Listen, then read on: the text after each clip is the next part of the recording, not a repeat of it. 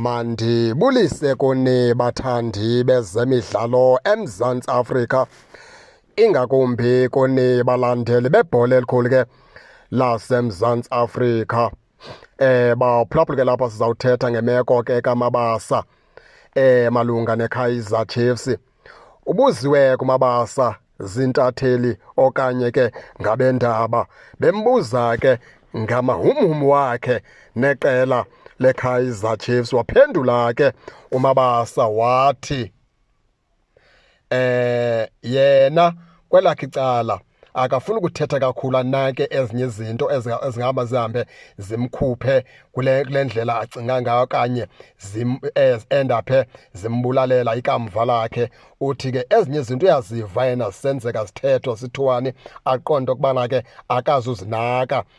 Ezinye ke zithethe ke aqonde okubana yena nguMabasa makafocuse kule nto afocuse kuyo, and yena unekamva ekusafulekela ilungisile. Yena uyazazi into okubana ukusuka apha ubheka kuphi, uyayazi into okubana ngoku ikamva lakhe mele liyowelaphi okanye mele enze ntoni ngekamva lakhe. Waqhubeleka ke uMabasa wenjenje wathi ke ewe ziyathetheka izinto phana pha ezinjengale beyibuzwa yeKaizer Chiefs, kodwa wathi yena izinto ezinje ixesheni udla wangazinaki xa zisathetheka phana pha. Ajonge yena apha kuye nekamva lakhe lokubana ukusuka kule ndawo kuyo uzomuva abheke kweliphi icala okanye uzokwenza kanjalo. Okwangoku usafokase kuye enguMabasa. Utshilo ke pha uMabasa, ndaqonda okubana ke uthetha njenge-professional, ubaleka nesali, akafuni ukucacisa ukuthi kahle kwenzeka ntoni phakathi kwakhe